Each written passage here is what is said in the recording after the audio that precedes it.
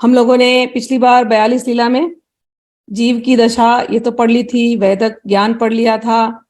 और अब वैदिक ज्ञान के ऊपर हम लोग जहां रुके थे पिछली बार थोड़ा बड़ा था। हम लोगों ने मन की शिक्षा, कि मन को क्या शिक्षा देना है, हम लोग वो पढ़ रहे थे। मैं फिर भी एक बार रिवाइज कर देती हूँ ताकि आप लोग कंटिन्यूटी में रहेंगे। जब समझ गए कि जीव की क्या दशा है, संसार टेम्पररी है, इसमें हम फंसे ही रहते हैं, हम निकल ही नहीं रहे हैं, तो गुरु के पास जाता है। गुरु उसको ज्ञान की, वैराग्य की और भी जितनी बातें हैं गुरु समझाते हैं। समझने के बाद अब अपने मन को समझाना पड़ता है। बातें तो बहुत होती हैं दिन भर ना, हम भगवान की कितनी बातें सुनते हैं, ज्ञान की बातें। सुबह की क्लास गीता से शुरू होती है, फिर दोपहर में प्रेम में आ जाते हैं, और प्रेम में भी अभी यही चल रहा है, मन शिक्षा। तो बातें तो हम बहुत सुनते हैं, लेकिन उसको जीवन में उतारना, उस पर मनन करना, यही है मन शिक्षा। तो ध्रुवदास जी अब मन को अपने समझा रहे हैं। ये बहुत जरूरी होता है साधक के लिए, मन की क्लास लेना। बैठना पड़ता है मन के साथ बात करना पड़ता है, क्योंकि ये मन, अगर आप इसको पकड़ोगे नहीं ना, ये मन दुनिया भर में कहाँ कहाँ जाएगा। ये मन रूपी गाय चरता ही रहेगा। इस मन रूपी गाय को गोपाल के पास खींच के लाना पड़ता है। तो उसको मन रूपी गाय को ऐसी अच्छी अच्छी बातें करनी पड़ती है, उसको बांसुरी बजाना पड़ता है, उसको भगवान की गीत सुनाने पड़ते हैं। तो वो मन रूपी गाय जहां भी चल रहा है ना, घूमता घूमता आ जाएगा भगवान के पास। बहुत ही ये आवश्यक चीज है। तो मन की शिक्षा हर साधक को अपने क्लास लेनी चाहिए, मन को समझाना चाहिए। मेरे को एक गुरुदेव बताते थे कि मन रूपी बहुरिया, मन ये एक बहू की जैसे है, इसको ऐसे ट्रीट करो, एक बहू के जैसे। तो वो जो संत महात्मा थे वृंदावन में, वो अपनी मन को बहुरिया बोलते थे। चल रही बहुरिया, चल बहू, ऐसे। तो जैसे लड़की शादी करके आती है सास के यहाँ ना, पहले के जमाने में, अब तो जमाना बदल गया है, अब तो अलग है। पहले के जमाने में जब लड़की शादी करके आती थी तो छोटे उम्र में आ जाती थी गांव के सीन में। तो अब वृंदावन गांव ही है, गांव था, अब थोड़ा शहरी हो रहा है, लेकिन अभी भी मेजर वृंदावन गांव ही है। तो पहले की जब ये लड़कियां आती थी छोटी घर पे शादी करके, तो सास की ट्रेनिंग होती थी। अब सास कैसे ट्रेन करे इस लड़की को, तो बार बार चल रही बहुरिया, प्यार से सुबह से लेकर के सास काम पर लगा देती थी बहू को, कि चल रही बहुरिया, सुबह हो गई, चल चल जरा लीपा पोती कर दे, घर जरा साफ कर दे। तो बहू जा करके साफ कर रही है। जरा बहुरिया ये काम हो जाए सफाई की, तो फिर ये सब्जी काट देना, ये आटा सान देना, पराठे बना लेना, नाश्ते के लिए सब लोग आएंगे। फिर बहू ने सब लोग आ गए नाश्ते वास्ते कराने को। फिर जैसे काम वाम हो गया, बहू ये सब सफाई करके ऊपर चली जाना, रूम जरा देख लेना, सबके गंदे होंगे, साफ सुथरा कर लेना, कपड़े लेकर के आ जाना। अब वो बहू दिन भर लगी हुई है, कपड़े सफाई हो गई, सब हो गई। अब क्या करूं, अब बहू, अच्छा तूने आज बहुत पूरे दिन काम किया, अब थोड़ा देर आराम कर ले। अच्छा, अच्छा उठना, शाम को सबके लिए चाय बना देना। अब वो बेचारी बहू जाएगी, थोड़ी देर आराम करेगी, फिर 4 बजे उठेगी, फिर चाय बनाएगी। अब बहू सांस ले, तब तक बहू को दूसरा काम, प्यार से ही, ऐसा नहीं कि चिड़चिड़ के, प्यार से ही। और खुद भी अब लगी रहेगी सास मन लगाने में, कभी कभी हाथ बटाने में, से करते करते पूरा दिन निकल जाता है। बहू को बराबर सास अपने ट्रेनिंग में रखती है, एक एक्टिविटी से दूसरे एक्टिविटी, दूसरे से तीसरे, तीसरे से चौथे की, वो फिर वो एकदम ऑटोमेटेड हो जाता है। फिर वो बहू को पता है सुबह उठना है, ये करना है, उसके बाद ये करना है, उसके बाद ये करना है, उसके बाद ये करना है। और बहू ऐसे ही करते करते दिन से रात हो जाती है। तो ये संत महात्मा ये दिमाग को भी ना, मन को भी बहू बोलते थे, और सुबह उठा देते थे।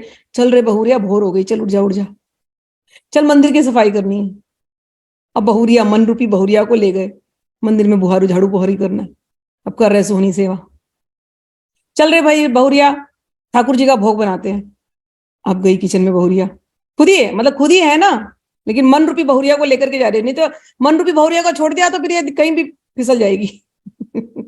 तो मन रूपी बहुरिया को, चल रही बहुरिया, अब ठाकुर जी का नाश्ता बनाते हैं, चल बाल भोग का कुछ काम करते हैं।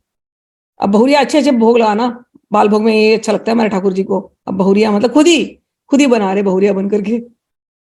चल रहे बहुरिया, ठाकुर जी ऐसे अब भोग लगा दिया, चल रहे बहुरिया थोड़ा मंत्र जप कर लेते हैं थोड़ा, है ना। और उनको भोग भोग लगा दिया, अब इनको थोड़ा सब श्रृंगार विंगार करके फिर बैठते हैं। अब ये पूरा काम करने में भले सुबह उठे 3 साढ़े 3 बजे, लेकिन बहुरिया को ऐसे ट्रेन किया है, सोहनी सेवा से लेकर के ठाकुर जी को बाल भोग चढ़ाने से लेकर के ऑफर करना है, फिर उसके बाद जप करना है, वो सब करने करते करते सुबह हो गए। अब बहुरिया, अब क्या करना है?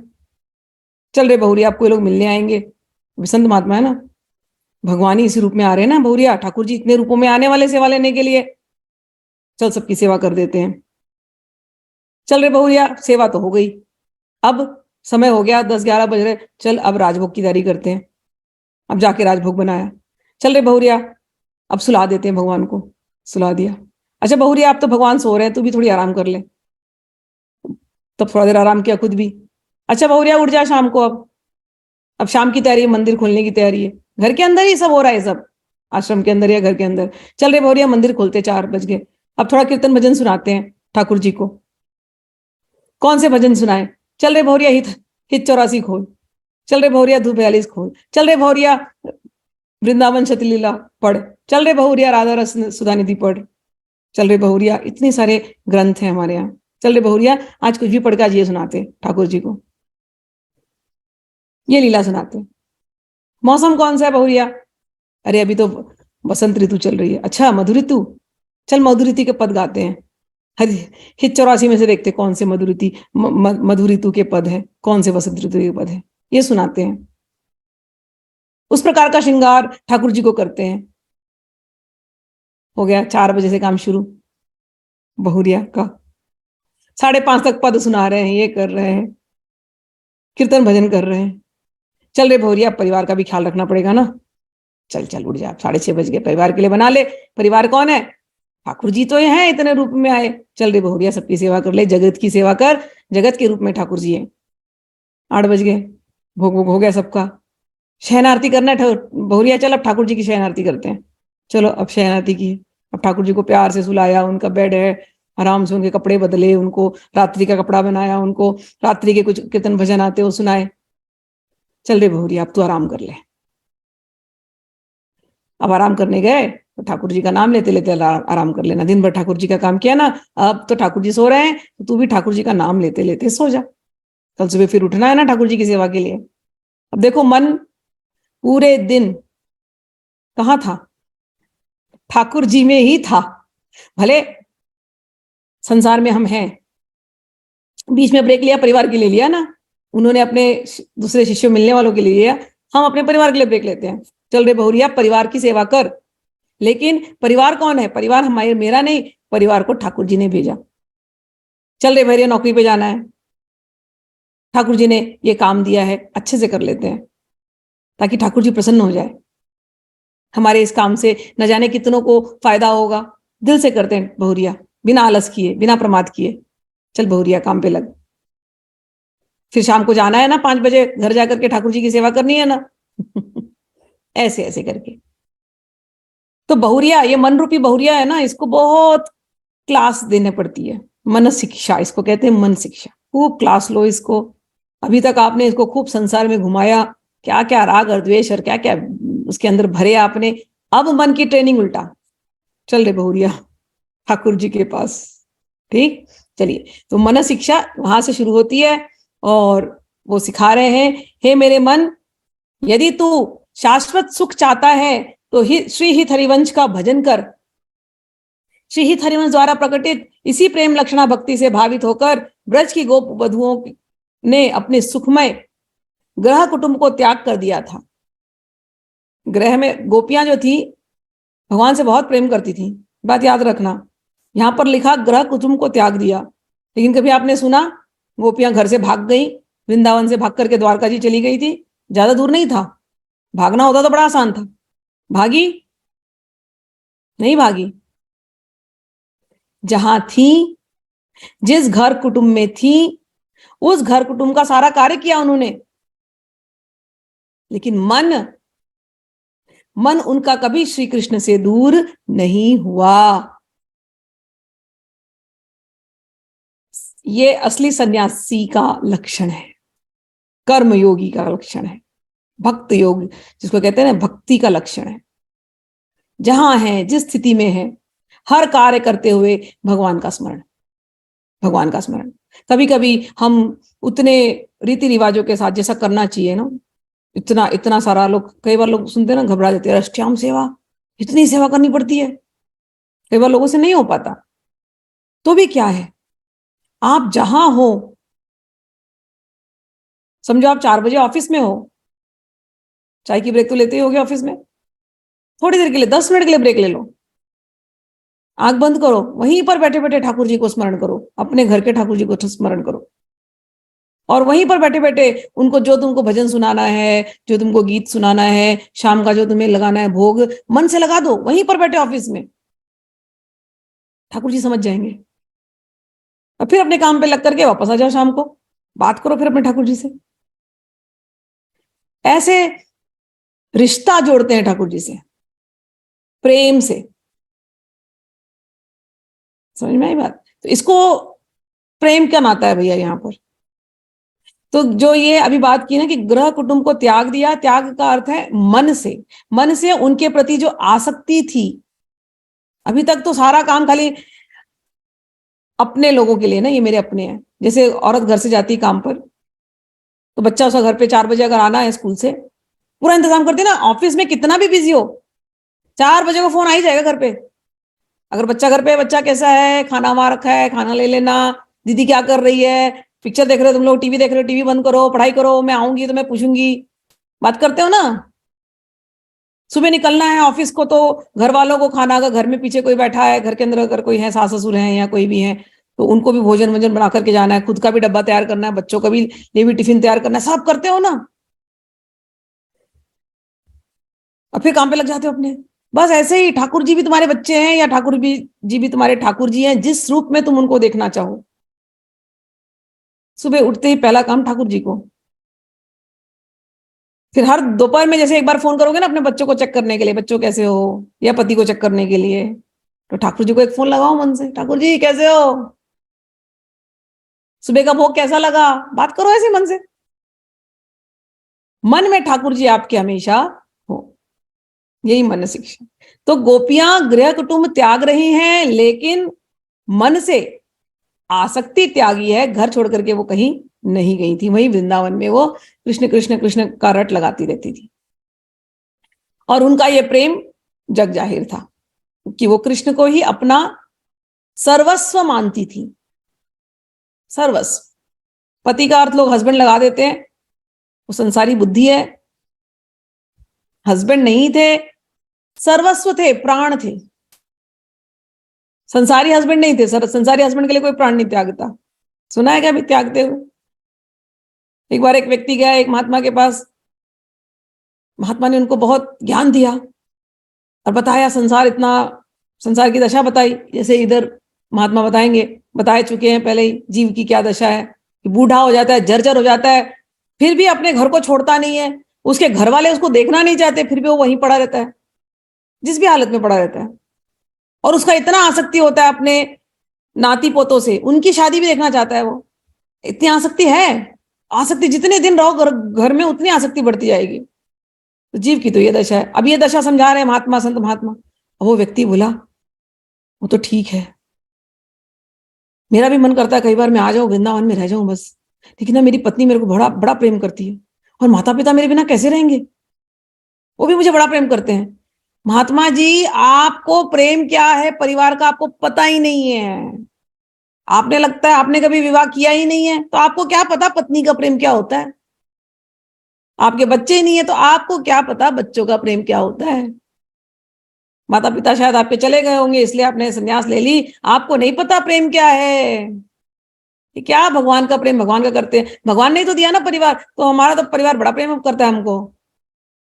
महात्मा जी बोले अच्छा, मुझे तो प्रेम सच में परिवार का नहीं पता, तुझे बहुत पता है। बोले हाँ। महात्मा जी बोले चल मुझे दिखा, लेकिन मैं तुझे एक चीज बोलूंगा वो कर, ठीक है? और मैं तेरी पत्नी से बात करना चाहता हूं, तेरे माता पिता का प्रेम तेरे तरफ देखना चाहता हूं, तेरे बच्चों का प्रेम तेरी तरफ देखना चाहता हूं। चल मैं तुझे एक मंत्र देता हूं, एक टेक्निक देता हूं, जिससे तेरे तेरी तेरी ना सांस थोड़ी देर के लिए बंद हो जाएगी, तू ऐसे मृत दिखाई देगा। उस समय पे मैं तेरी पत्नी से पूछूंगा तू कितना प्रेम करती है, और तू सुनना। बोला ठीक है, चलिए आप देखिए मेरी पत्नी का प्रेम मेरे लिए, देखिए मेरे बच्चों का प्रेम, आप देखिए, चलिए। चैलेंज हो गई महात्मा में और इस संसारी में। गए घर, टेक्निक तो सिखा दिया था कि कैसे सांस रोकना है, कैसे मृत रहना है, सुनाई सब दे रहा है। अब ये व्यक्ति थोड़ी देर में ऐसे लेट गया। अब महात्मा जी बोले, अरे वो लगता है तो मर गया, इसकी तो पल्स नहीं चल रही, नाड़ी नहीं चल रही है। माता पिता को बुलाया, बोला आपका बेटा आपको बहुत प्रेम करता था, जाने के पहले मुझे मिला था, बोला आपको नहीं पता मेरे माता पिता मुझे कितना प्रेम करते हैं। माता पिता भी आंसू बहा रहे, हाँ ये मेरा बेटा, इसके बिना हम क्या करेंगे, यही तो हमारे घर का रखवाली करता था, इसी के भरोसे तो हम थे, हमारे बुढ़ापे की लाठी यही है।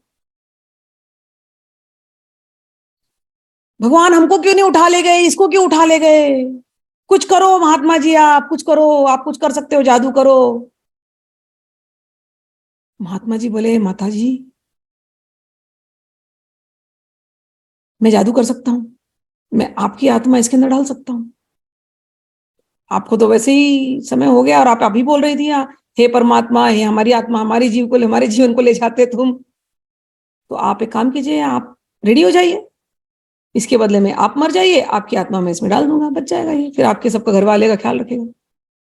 अब माता घबरा गई, अरे नहीं ऐसे कैसे हम करेंगे, हम चले गए तो हमारे पति तो हमारे बिना जी नहीं पाएंगे, हम तो जीवन पर्यंत इनके साथ रहे, पति क्या करेगा हमारा हमारे बिना, और इन तो ये तो इतने बूढ़े हो चुके हैं, हमारे बेटे को तो पता भी नहीं हम उसकी कैसी रखवाली करते हैं, उनको बाथरूम जाना होता है, सब कुछ करना होता है, टट्टी पेशाब सब हम ही देखते हैं, हमारे बच्चे ने तो कभी देखा नहीं, हमारी बहू तो कभी देखेगी भी नहीं, हम अगर चले गए तो फिर हमारे पति का क्या होगा, जाने दो, ये बहू तो अभी जवान है, संभाल लेगी अपने को, हम कैसे दे दे प्राण।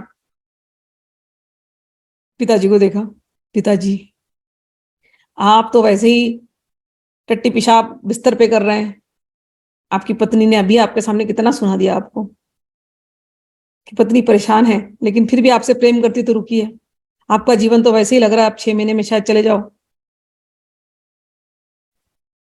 तो अपना प्राणी दे दो इसको, मैं जिंदा कर दूंगा आपके बेटे को। अब पिताजी अपना शुरू हो गए, ऐसे कैसे हम चले जाएं भैया,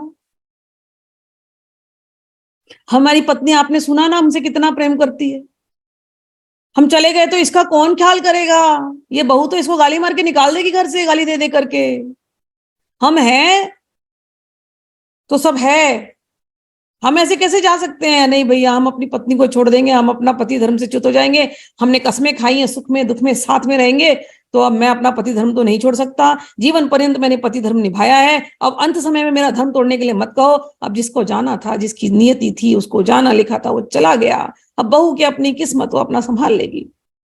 माता पिता तो कल्टी खा लिए, बच्चों के पास गए, बेटा तुम तुम कुछ कर दो, तुम दोगे अपने पिता को प्राण, तो बोले हम क्यों देंगे, हमारा तो पूरा जीवन बाकी है, हमारी माँ का ख्याल कौन करेगा, हम तो प्राण नहीं देंगे, आप ही क्या बात कर रहे हैं अटपटी।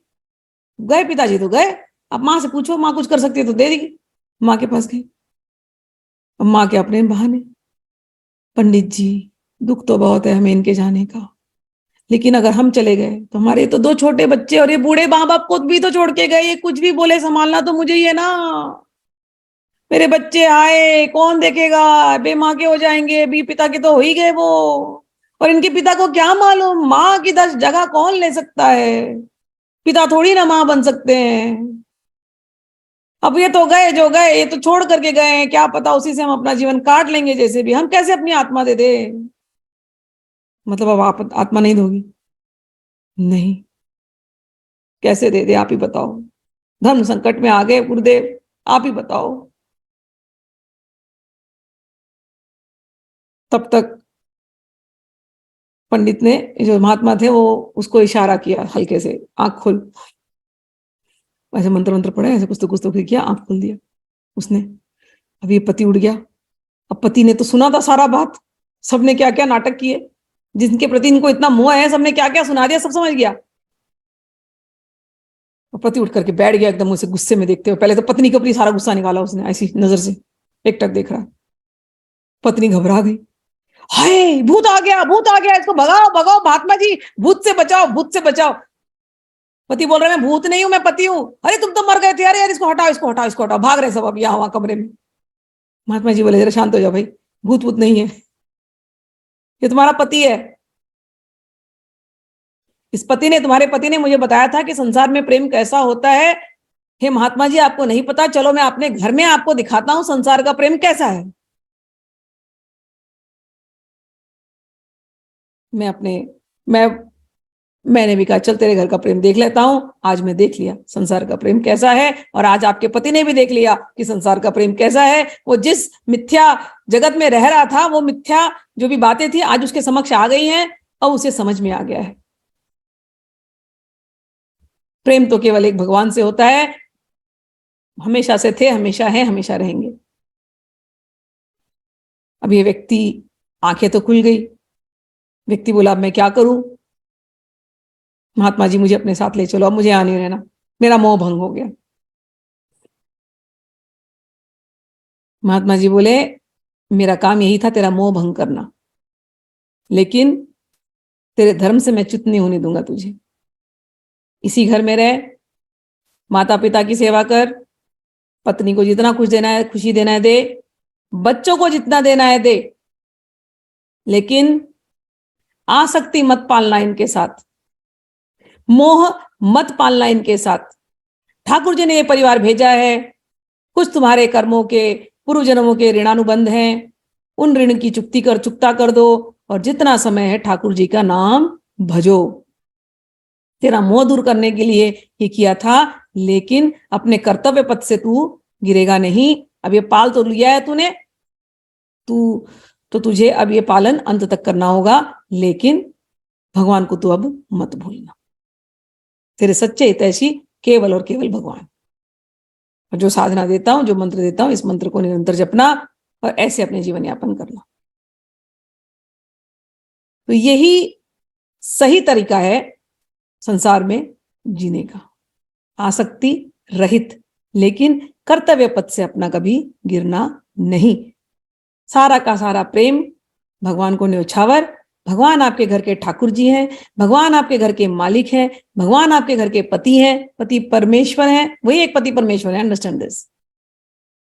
और उन्होंने आपके आसपास जितने लोगों को भेजा है आपके पूर्व जन्मों के ऋणों को चुकाने के लिए, उनका चुकता करो और उनके साथ जितना हो सके प्रेम से व्यवहार करो। कोई आपका गलत व्यवहार कर रहा है, उनको माफ करो, उनसे माफी मांग लो और भगवान में लगे रहो। मन को ऐसी शिक्षा इन कहानियों से देते रहो। आगे ध्रुवदास जी ने पिछली बार कहा, मेरे मन में अधिक पश्चाताप है और लज्जा का भी अनुभव होता है कि सर्वश्रेष्ठ मानव देह को प्राप्त करके भी मैंने परम हित को प्राप्त नहीं किया। परम हित यानी भगवान को। हे मेरे चंचल मन, तू विषयों का परित्याग करके भजन में संलग्न हो, दुर्बुद्धि को छोड़, सद्बुद्धि को धारण कर और नवल किशोर के भजन में तत्पर हो जा। मन, मैंने आज तक मैं वैसे ही चला जैसे तूने मुझे चलाया, लेकिन अब मन से बात करो, बोलो मन, तूने जैसा मुझे चलाया मैं चलता रहा ना, देखना क्या दशा हो गई, कुछ आनंद नहीं मिल रहा संसार में। रे मेरे मन, अब गुरुदेव ने एक रास्ता बताया है, गुरुदेव ने भजन का रास्ता बताया है। रे मेरे मन, अब भजन के रास्ते चल। मन को ये दो, विषय भोगों को छोड़ दे मन। अब एक ही विषय तेरा हो, बस भगवान, भगवत विषय, भगवत चर्चा, सत्संग। तुझे बहुत घूमने का शौक है, तूने मुझे बहुत घुमाया मेरे मन, तूने मुझे बहुत घुमाया, अब तू मेरे साथ घूम, चलना वृंदावन, चल रसिक जनों के संग। रे मन, विषय रूपी पुष्प का स्पर्श मत कर।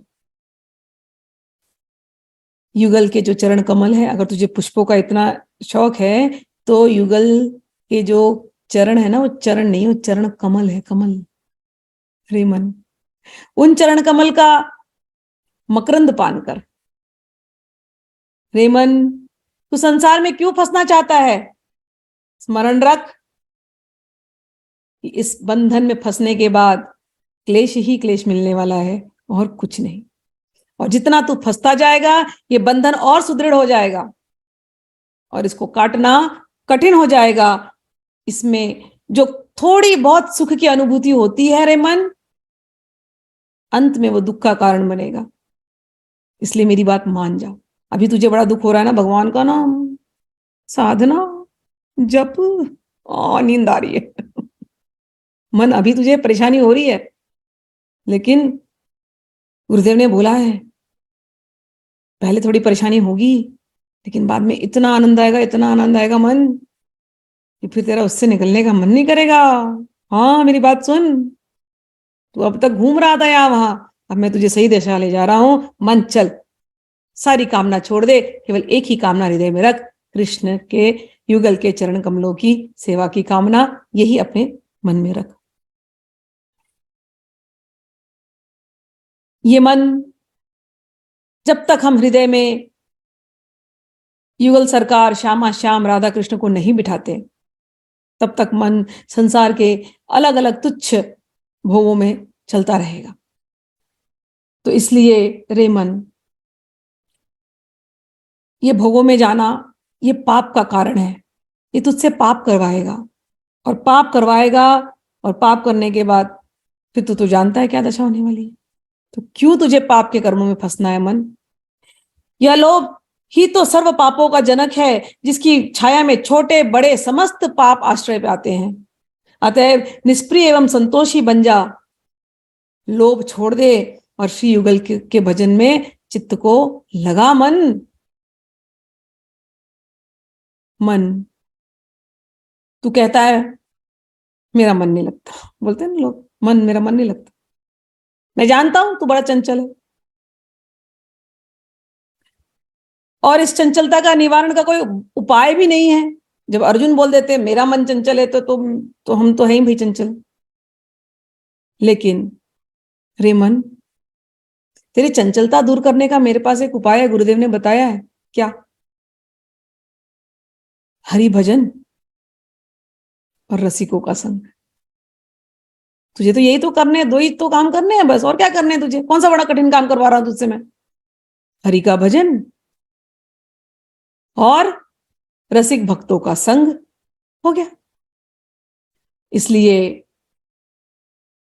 संसार से हट, और जो राधा वल्लभ लाल के जितने भगत हैं उनके साथ तू जुड़ जा, तेरी चंचलता दूर हो जाएगी।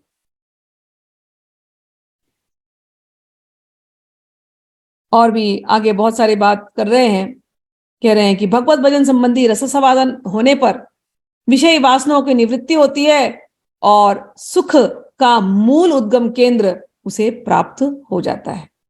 जैसे भीषण सूर्य ताप तप्त मनुष्य को शीतल वारवाहिनी सरिता का तट प्राप्त हो गया हो। मोहांध मनुष्य का संपूर्ण जीवन विषयों को भोगते हुए समाप्त हो जाता है, किंतु उसे ऐसी तृप्ति नहीं मिलती जो राधा वल्लभ लाल के भजन में और रसिक भक्तों के संग में मिलती है।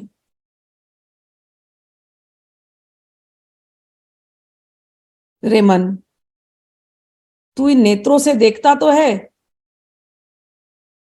लेकिन इन नेत्रों से जो तुझे दिखाई देता है वो अंधकार ही अंधकार है, वो अज्ञान ही अज्ञान है, और ये तुझे घोर अंधकार के भयकूप में ही गिराने वाला है। तो तू होश में आ जा। मन को क्लास ले रहे, ये जो दे रहे ना, ये पूरी गीता की क्लास है। ये पूरा चैप्टर। यद्यपि वृद्धावस्था के कारण अशक्त एवं दुर्बल हो जाता है, तो भी विषयी मन की कुटेव त्यागी नहीं जाती, क्योंकि उसका विषयी मन बिखर जाता है और वह इंद्रियों से पराजित हो जाता है। जीवन जवानी तो निकल जाती है, प्राइम एज भी निकल जाता है। अब सोचते हैं, कई बार लोग बोलते हैं ना, अरे अब तो पूरे संसार में लगे हुए हैं, घर का संभालना ये है, अब हम बुढ़ापे में करेंगे। और कई बार लोग इस रास्ते चलते हैं तो उनको डांटते हैं, अरे तुम किस रास्ते चल रहे हो, ए बुढ़े लोग करते, तुम क्या कर रहे हो? और बुढ़ापे की दशा तो क्या है, बैठा तो जाता नहीं, दर्द हमेशा, जर्जर हुआ है शरीर। अब उसमें सत्संग होता भी रहता है ना, तो नींद आती रहती है। शरीर अपने कंट्रोल में नहीं ना, बुढ़ापे में बड़ा कठिन है शरीर को ठीक जगह ले जाना। तो कह रहे बुढ़ापे में ये हाल है, ये दशा है, जर्जर हो रहा है शरीर। तो याद दिला रहे हैं, दूसरों की निंदा भी मत कर, उससे भी कोई लाभ नहीं होता। मन तुझे बड़ा आनंद आता है इसकी चुगली उसकी चुगली, मत कर, इससे कुछ तेरा लाभ होने वाला नहीं। चुगली करने में, निंदा करने में, उल्टा मन में इतने विषय भर जाएंगे, इतना विष भर जाएगा जिसका कष्ट तुझे ही भोगना पड़ेगा। किसी की निंदा में मत जा, मत सुन, दूर हट जा वहां से। क्या निंदा सुनना है जब भगवान की स्तुति है तो इतनी सारी। क्या भगवान की स्तुतियों को सुनने का आदत डालो। कहते हैं कि भक्त की निंदा तो कभी मत करना, कभी भी मत करना, किसी भी भक्त की निंदा। मुझे तो एक ही रूल बता दिया गया, संसार में कोई ऐसा है ही नहीं जो अभक्त है। भक्त यानी भगवान का भाग, और सभी लोग भगवान के भाग हैं। इसलिए रे मन, किसी की भी निंदा मत कर। और अगर तुझे कोई दिखाई देगा, दे जाए स्पेसिफिकली कोई भगवान का भक्त है, किसी की भी भक्ति कर रहा हो, चाहे वो देवी की भक्ति करता हो, चाहे वो शिव की भक्ति करता हो, तू निंदा मत करना, तू अपनी भक्ति में ध्यान देना। हमारे गुरुदेव ने बार बार सिखाया हमको, एक उंगली अगर हम किसी के ऊपर उठाते हैं तो 3 उंगली हमारी तरफ है। एक उंगली अगर हम किसी के गुण देखने के लिए अगर निकालते हैं तो 3 गुण हमारे अंदर प्रकट होते हैं, है ना? ऐसे है ना, ऐसे करते ना, ये ऐसे ऐसे। तो ये उंगली किसी को दिखाई दोष दिखाने के लिए, तो 3 दोष तो तुम्हारे तरफ है। और ये है ना, ये ऊपर वाले, ये भगवान है, ये देख रहे हैं। निकालना ही है। अगर इतनी आदत है जीवा को तो गुण ढूंढो। हालांकि इनसे भी ऊपर उठना है, भगवान की ही चर्चा करनी है। जीवा दी है भगवान की स्तुति के लिए, भगवान की चर्चा के लिए। सिंसियरली इसको फॉलो करो। और भगवान ने जैसे आज भी गीता में कहा, राग और द्वेष से दूर रहो, यहां पर भी वही बात कह रहे हैं। अल्पज्ञ जीव ईर्ष्या एवं द्वेष एवं क्रोध से परिपूरित तो रहता है, साथ ही इन सबका एक सहयोगी है अभिमान, अहंकार। हम तो कुछ हैं, अहंकार उसे मिल जाता है और फिर वह महामूर्ख अग्नि के बिना ही दिन रात जलता रहता है। दूसरे को क्या जलाएंगे? अगर हम ये बीज पाल रहे हैं अपने अंदर, अहंकार का बीज, द्वेष का बीज, राग का बीज, अपने आप ही हम जलते रहते हैं। ध्रुवदास जी कहते, रे मन, स्थिर एवं गंभीर मननशील होकर रस भजन की परिपाटी का श्रवण कर। सेम चीज गीता में चल रही है आजकल। भगवान बोलते हैं स्थित प्रज्ञ हो जाओ। स्थित प्रज्ञ की ये गुण है, स्थित प्रज्ञ हो जाओ। यहां पर भी वो अपने मन को ही बोल रहे, स्थिर हो जा, मन स्थिर हो जा। ये प्यार से समझा रहे हैं, अपनी भाषा में समझा रहे हैं। राधा रमन का भजन कर, राधा वल्लभ का भजन कर। कहां भाग रहा है यहां वहां? क्योंकि यह रस में अनन्य भजन अगाध जल राशि के समान है, जिसकी था पाना सर्व समान के लिए कठिन है। उपासक के मन में भावानुसार इष्ट के प्रति परिनिष्ठित होकर के कर्म, धर्म, लोक एवं कुल की आशा, परंपरा तथा विश्वास से वो सर्वथा मुक्त हो जाए, ऐसा उसको साधना करना चाहिए। उपास्य के प्रति निष्काम भाव से समर्पित हो जाए, तभी वह रसिक भक्त कहलाएगा। भगवान के भक्त बहुत प्रकार के हैं, जैसे कि दास्य वाले, वात्सल्य वाले, शांत, सख्य रस के। भक्तों को यह भेद समझ में आना चाहिए, और जो उनके मन से मेल खाता है, जैसे अभी हम रसिक भक्तों की संग कर रहे हैं ना, तो रसिक भक्ति जो है वो सहचरी भक्ति। हम सहचरी हैं राधा रानी के। सहचरी मतलब अटेंडेंट, जो साथ साथ चलती है राधा रानी के पीछे पीछे, उनका सब काम करती है, उनका सब देखभाल करती है। हम युगल सरकार के सहचरी हैं। तो जब हमारी ये भक्ति है तो हम किसी और से मिलेंगे तो हमारी भक्ति में कई बार बाधा पड़ सकता है, क्योंकि जैसे हमने सहचरी भाव बताया, कई लोग आपको बोलेंगे अरे ये तो ऊंचा भाव है, आपको ऐसा सोचना भी नहीं चाहिए, क्योंकि उन्होंने ने एक्सपीरियंस किया और उन्हें उनके संस्था में नहीं होगा, वो एक्सपीरियंस नहीं कर रहे हैं। कोई बात नहीं है, हमको उनके प्रति कोई भावना नहीं। अच्छा है वो जहां है, वो जैसी भक्ति कर रहे हैं वैसा भक्ति। वो शायद लड्डू गोपाल देख रहे हैं, या उनकी कोई मिश्र भक्ति है, कभी लड्डू गोपाल हो जाता है तो कभी नित्य किशोर हो जाते हैं। हमारी भक्ति में हम लड्डू गोपाल कम देखते हैं, हम नित्य किशोर, नित्य किशोरी ऐसे देखते हैं। हमारे श्यामा श्याम जो है ना, वो नित्य किशोर, नित्य किशोरी, मतलब 16 साल के, 12 से 16 साल के, यही उनकी उम्र है। ये तो हम 12 से 16 साल, क्योंकि हम धरती पर हैं इसलिए हमको एक उम्र बतानी पड़ती है, तो हम कहते हैं। कोई लोग कहेंगे, कोई लोग इस पे भी आर्गुमेंट करते हैं, अरे नहीं 12 साल की राधा रानी। कोई लोग बोलेंगे 14 साल की है, कोई बोलेंगे 15 साल की है। मैं बोलती हूँ 16 साल की है, षोडशी है, षोडश कला युक्त, 16 श्रृंगार किए हुए। मेरी राधा रानी 16 साल की, मेरे श्री कृष्ण भी 16 साल के। इस प्रकार से, क्योंकि चंद्रमा के सारे गुण है ना इनके अंदर, तो 16 कला चंद्रमा के हैं, तो सारे 16 कला श्री कृष्ण में है, सारा 16 कला श्री राधा रानी में, तो षोडशी है।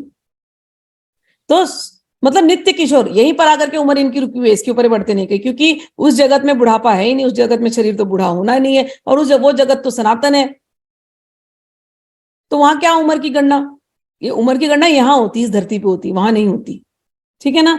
तो यहाँ पर हम जब राधा रानी के, हम युगल सरकार का भजन करते हैं, हम उनकी सहचरी है, और वो हमेशा 16 साल के जैसे रहते हैं, हमारी भी उम्र 16 साल की ही रहती है। हम ये शरीर जो बूढ़ा बूढ़ा हो रहा है ना, हम ये नहीं होते, क्योंकि हम अपने आत्मा स्वरूप में, हम अपने सहचरी भाव में हैं, हम अपने शुद्ध शरीर में हैं, हम उस भाव में हैं। कई बार ऐसा होगा, जो पुरुष वर्ग हैं उनको ये सोचने में कठिनाई होती है, सखी भाव ऐसे कैसे, क्योंकि माइंड स्ट्रेन ना, कॉन्शियस माइंड से ट्रेनिंग है आदमियों जैसे रहने की ना, तो आदमी वाला भाव मैं आप लोगों के लिए बता देती हूं कि उस जगत में इन सहचरियों के साथ सखा भी होते हैं, जो एकदम क्लोजेस्ट सखा होते हैं इन सहचरियों के साथ। यही सखा, जैसे नित्यानंद प्रभु आए, सॉरी चैतन्य महाप्रभु आए, तो चैतन्य महाप्रभु में से कुछ सखियां, यही सखियां आई थी ना, यहाँ सखा बनकर के आई थी, उनके जो अंतरंग थे। ऐसे ही वहां पर भी सखा भाव में भी होते हैं।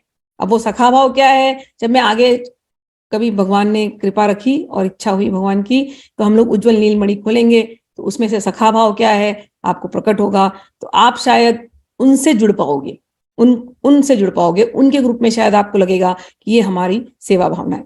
जब भी गुरुजन कहते हैं ना, गुरुजन कहते हैं अपने आप प्रकट होती है भाव, अपने आप, किसी किसी को हम बोल सकते हैं, बट किसी किसी को अपने आप प्रकट होता है ये भाव। तो सखा भाव वालों को कई बार सखी भाव आएगी नहीं, तो क्या वो दुखी हो जाए, अरे इनको ज्यादा मिल रहा है हमको नहीं, नहीं ऐसा नहीं है। वहां की जो अंतरंग लीलाएं हैं, वहां पर सखा में भी अंतरंग सखा आते हैं, जो इन सखियों के साथ रहते हैं, और वो जो अष्ट सखी है उन्हीं के ग्रुप में रहते हैं। ये सभी सखियों के नाम आगे चल करके इसी ध्रुव बयालीस लीला में आएंगे, तो अभी हम उसमें नहीं जाते, तो केवल मैंने खाली थोड़ा पॉइंटर्स दिया, हिंट दिया, ठीक है। धीरे धीरे जैसे जैसे आप जाओगे ना डीप में, सब समझ में आएगी बात आपको। तो अभी के लिए हम लोग सब सहचरी हैं ऐसा मान करके चलते हैं, और जो नहीं भाव में जा रहे हैं, हम सखा हैं भगवान के, क्लोजेस्ट सखा है। आपके बिना लीला नहीं हो सकती। राधा रानी के मन की बात अगर श्री कृष्ण को भिजवानी है, तो सखियां आपको बुलाएंगी, ये बात है, ये यहां से जाकर के श्री कृष्ण को बोल करके आओ, तो वो रोल आपका होता है। समझ में आए? चलिए आगे। तो रसिक भक्त जो होते हैं वो, उनकी बातें ही अलग है। जैसे मैंने अभी ये बातें करी, आपने कभी सुनी नहीं होगी, कभी सुनी होगी, आपने पहले अलग बातें सुनी है, तो रसिक भक्तों की बातें अलग होती हैं। तो रसिक भक्त जब मिलते हैं आपस में ना, तो उनकी ये बातें हैं, ये उनको समझ में आती है, इसलिए कहते हैं रसिक भक्तों को रसिकों का संग करना चाहिए। वो अन्य भावना वाले भक्तों के साथ करेंगे तो उनकी भक्ति में बाधा आएगी, यानी वो कंफ्यूजन होगा ना, वो आपको टोकेंगे तो आपके मन में दुविधा होगी। तो यहाँ ऐसा नहीं है, ठीक है। जो रसिक भक्त कौन होते हैं? जो रसिक भक्त श्री युगल किशोर श्यामा श्याम के प्रेम के रंग में रंगे हुए हैं, उनका ही उच्छिष्ट प्रसाद ग्रहण करें, यानी कि उनकी वाणियां वो आप सुने। मनमुखी रीति से जहां तहां खाने पीने से भजन का प्रभाव न्यून हो जाता है। और ये सब उन्होंने कहा। नव दंपति श्री श्यामा श्याम के अनुराग रस से रंजित जिनके हृदय हैं, ऐसे रसिक ही अपने आत्मीय हैं। अतः सब प्रकार के भेदभावों को मिटाकर उनसे अपनत्व करना चाहिए। ये सब हमने पिछली बार पढ़ा था। जिनका संग प्राप्त करके इस संसार और इस देहात्म बुद्धि का विस्मृति हो जाए, भूल जाओ आप, ऐसे रसिक भक्तों का संग करना चाहिए। जिन रसिक भक्तों के दर्शन मात्र से हृदय प्रफुल्लित हो जाए, इनका दर्शन करना चाहिए। युगल श्री श्यामा श्याम के प्रेम विलास की वार्ता ही जिनका सहज स्वभाव बन गया हो, जिनके जीवन का प्रतिपल भजन में ही व्यतीत होता हो, तथा श्री श्यामा श्याम की वार्ता के अतिरिक्त जिन्हें और कुछ नहीं सूझता, ऐसे भक्तों के साथ संग करना चाहिए। बड़ा मुश्किल होता है संसार में ऐसे भक्त ढूंढना, लेकिन इन वाणियों में, अब जैसे हम लोग प्रेम की पीर शुरू करें हैं, वो समय आप लोगों के साथ मैच नहीं होता, 3 बजे होता है अर्ली मॉर्निंग, लेकिन मैंने इसीलिए अभी मैंने यूट्यूब में डालना शुरू कर दिया कि आप लोग उससे लाभान्वित हो। रसिक भक्तों की जब मैं बात करती हूँ, रसिक भक्तों का आदर्श क्या है, कौन है आदर्श रसिक भक्त? जब आप भोरी सखी की प्रेम की पीड़ा सुनेंगे, भोरी सखी कोई बहुत पुराने नहीं थे, 1980s में थे, नॉट टू ओल्ड, 42 ईयर्स में उनका देहांत हुआ था। लेकिन इतना ज्यादा प्रेम राधा रानी के लिए कि वो पीड़ा अपनी दर्शाते थे और लिखते जाते थे उन पदों को। ऐसी दशा हो गई थी उनकी कि वृंदावन के सब भक्त लोग, सब लोग प्रार्थना करने लगे कि इनको, इनकी इच्छा पूरी कर दो। ऐसी उनकी दशा हो गई थी।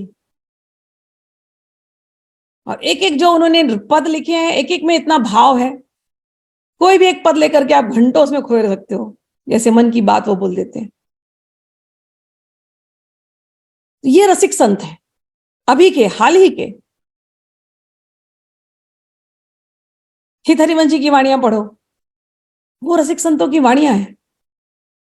प्रबोधानंद सरस्वती की वाणी, राधारस सुधानिधि, वृंदावन महिमामृत, नवदीप महिमामृत, ये रसिकों की वाणियां हैं। तो रसिक संत कैसे होते हैं वो उनकी वाणियों में समझ में आता है।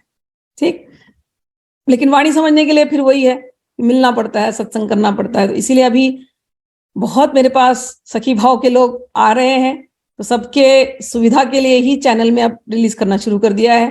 तो प्रेम की पीर अभी चल रही है, और जो ये 42 लीला, ये भी वही भाव है। ये तो आप पढ़ते पढ़ते साल भर के अंदर आप अलग ही हो जाओगे। ठीक है, चलिए। जहां विविध प्रकार के मतावलंबियों का समुदाय है, उस संघ को अपना ना समझे। जहां पर बहुत डिबेट हो रहे हैं, आर्ग्यूमेंट्स हो रहे हैं इस भाव को लेकर के या किसी भी भाव को लेकर के, और वो आपके मन में दुविधा डालती है, क्वेश्चंस डालती है, और आपका मन कंफ्यूज अगर हो रहा है, बहुत स्पष्ट शब्दों में कह दिया, ऐसी जगहों से निकल जाना। आपकी भक्ति में कोई कंफ्यूजन नहीं होना चाहिए। जहां कंफ्यूजन क्रिएट कर रहे हैं, वहां से निकल जाओ प्रेम से। ध्यान रखें कि युगल के नव किशोर माधुर्य के बिना उसका अपना आस्वादिनी रस कुछ नहीं है। वृंदावन की सघन कुंजों में संपन्न होने वाला श्री श्यामा श्याम का प्रेम विलास ही जिनका ध्येय ध्यान है, उन्हीं का संग करना चाहिए। ये वृंदावन की निकुंज लीलाएं अलग हैं, तो ऐसे ही लोगों का संग करना चाहिए। फिर ध्रुवदास जी कहते हैं, जिनके हृदय में निरंतर प्रेम रंग रंजित नवल किशोर सुकुमार वपु श्री श्यामा श्याम निवास करते हैं, उपासक को उन्हीं का संग करना चाहिए। एकदम ये रसोपासना, प्रेम की सर्वोपरि जो स्थिति है, जहां रंच मात्र भी कोई कामना नहीं है, कोई कुछ है ही नहीं, केवल युगल की सेवा, ये सबसे ऊंची, इसके बियॉन्ड कुछ नहीं है। ये सबसे ऊंची स्थिति है जिसको हम लोग अभी श्रवण कर रहे हैं। सबको मिलती भी नहीं है, बहुत कम लोगों को मिलती है। सुनने मिल जाए बड़ी बात है। रसिक अनन्यों का उपासना मार्ग अत्यंत कठिन है, क्योंकि इसमें मन की एकाग्रता अनिवार्य है। स्थिर बुद्धि, जब गीता शुरू करते हैं ना, भगवान पहला ही चैप्टर शुरू कर दिए, ज्ञान दिए ना भगवान, स्थिर बुद्धि, स्थिर मन, एकाग्रता, अनन्यता। यहां तो जब वहां से व्यक्ति शुरू करता है ना, करते करते करते करते, जब जिसने एकाग्रता प्रैक्टिस करी है, उसके लिए तो बहुत आसान है, क्योंकि यहां पर एकाग्रता अनिवार्य है। मन की चंचलता से राई जैसा तुच्छ विचलन भी कुछ से कुछ करा देता है। अतएव इस भजन में मन को स्थिरता पर ध्यान रखना चाहिए। आज सेम चीज भगवान ने गीता में भी कही, कल भी कही, आज भी कही। मेरे ख्याल से 59 श्लोक में, चैप्टर 2 का 59 श्लोक या 63 शायद, समथिंग समवेयर अराउंड 70 याद नहीं आ रहा। उसमें भगवान उदाहरण देते हैं कि अर्जुन, ये मन इतना कठिन है, इतना मतलब ये इंद्रियां इतनी चंचल है, इतनी चंचल है, और मन भी चंचल है। एक इंद्रिय अगर हाथ से निकली तो ये कब गिरा देगी पता नहीं। ये समझाने के बाद भगवान बोलते हैं, एक काम करो, युक्त आसित मत पर, सारी इंद्रियों को मेरे पास जोड़ दो तो टेंशन नहीं है। एक लाइन में भगवान ने केवल फर्स्ट चैप्टर में भक्ति योग दिया, बाद में वो समझाएंगे। लेकिन यहां पर भी यही बात बोल रहे हैं कि रसिक अनन्यों का उपासना मार्ग अत्यंत कठिन है, क्योंकि इसमें मन की एकाग्रता अनिवार्य है। मन की चंचलता से राई जैसा तुच्छ विचलन भी कुछ से कुछ कर देता है। अतएव इस भजन में मन की स्थिरता पर ध्यान रखना चाहिए। ये नंबर 1 क्वालिटी है साधना के लिए। रसिक भक्तों के संग के बिना भजन नहीं बनता। नंबर 2, सत्संग के बिना होने वाला नहीं। कोई सोचे मैं ऐसे ही बस मंत्र जाप कर लूं और बस मेरे अंदर तो सब भाव आने लगेंगे। मेरे पास कई लोग आते हैं, मंत्र दे दो आप, जल्दी जल्दी मंत्र दे दो बस। क्यों दे दो भाई मंत्र? हम सिद्ध बन जाएंगे। कैसे समझाऊं तुम्हें? जब तक सत्संग नहीं होता तुम सिद्ध नहीं बन सकते केवल मंत्र जप करके। और मैं नहीं बोल रही हूँ, भगवान में गीता, भगवान के 10वें अध्याय में गीता में भगवान कहते हैं, भगवान के भक्त कहते हैं, भगवान के रसिक कहते हैं, बिना सत्संग कुछ नहीं होने वाला। केवल मंत्र जाप करते रहो, कुछ नहीं होगा। जब तक गुरु की कृपा नहीं होती, संतों की कृपा नहीं होती, भक्तों की कृपा नहीं होती, वो अनुभव जो तुम चाहते हो भक्ति में वो नहीं होती। ये दोनों साथ चलता है। यहां पर भी वही बात बता रहे, मन को पहले स्थिर करो और रसिकों का संग करो। ये जो हम ध्रुवदास जी को पढ़ रहे हैं, संत ध्रुवदास जी को, ये रसिक का संग है। ये मेरी वाणी नहीं है, मैं तो बस निमित्त मात्र हूं। ये संतों का संग हम कर रहे हैं, ये सत्संग कर रहे हैं। इसको अगर कोई समझ गया और ये हृदय में उतर गया, मैं कहती हूँ आप अनुभव आपको होगा, इतना अनुभव होगा, आप अनुभव से दूर नहीं रहोगे। भर जाएगा हृदय लबालब भगवान के लिए प्रेम से। ये ऐसा है ये वाणी। श्री ध्रुवदास जी कहते हैं कि भजन के लिए नियम की दृढ़ता अनिवार्य है। महामधुर प्रेम रस का जिन्हें स्वाद लग गया, ऐसे अनन्य रसिकों का ही संग करना चाहिए। हमने पिछली बार यहां एंड किया था, आज हम लोग आगे बढ़ते हैं। 66 श्लोक तक है। और भाव जिन के नहीं युगल विहार उपास, सुन ध्रुवी मन वच कर्म के, वह रहु तिन को दास। धर्मी ऐसे चाहिए जैसे सुर रन माही, खंड खंड वही जाई तन, फिर के चित वह नाही। हम लोग जो लोग बुक पढ़ रहे हैं उनको बता रही हूँ, मन शिक्षा पढ़ रहे हैं, जो 3रा अध्याय है उनका। और मन शिक्षा में अभी मैंने 45 श्लोक तक पढ़ा, 44 से लेकर के 66। आज ये इसको हम करेंगे। कह रहे हैं कि युगल विहार की रसमयी उपासना के अतिरिक्त अन्य भाव जिनके हृदय में स्थान नहीं पाता, मनसा, मन से, वाचा, कर्मणा, उनका दास हो रहना ही श्री ध्रुवदास का अभिष्ट है। कहते संग करना है। संग किसका? रसिकों का। रसिक कौन? जिनके हृदय से युगल सरकार कभी जाते ही नहीं, जो युगल सरकार के प्रेम की लीलाओं में सराबोर हैं।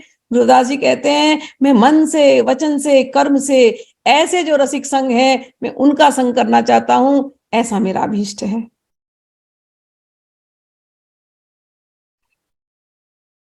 फिर उदाहरण देते हैं, जैसे युद्ध क्षेत्र में शूरवीर शरीर के खंड विखंड होने पर भी रणभूमि को पीठ नहीं देता, तद्वत ही उपासक धर्मी को अपने लक्ष्य के प्रति अडिग होना चाहिए। अब इस लाइन पे आ गए। बड़े बहुत देखो कितनी बड़ी ग्रुप होती है मेरी आगे की दूसरे क्लासेस में, बट इस क्लास में देखो थोड़े से लोग हैं ना आप लोग। बहुत कृपा हुई है, आप लोग आए हो। बहुत कम लोग सुनते हैं इसको। अब आप लोग आ गए हो ना, अब पीछे कहीं भी मत भटकना। गीता सुनते आप लोगों की बहुत मेहनत की है आप लोगों ने अपने साधनाओं में, तभी आप यहाँ पहुंचे हो, मेरे खींचने से नहीं पहुंचे हो। बहुत साधनाएं की पास्ट में, उन साधनाओं का फल उदित हुआ है कि भगवान ने आपको प्रेरणा दी है इस रस में आने के लिए।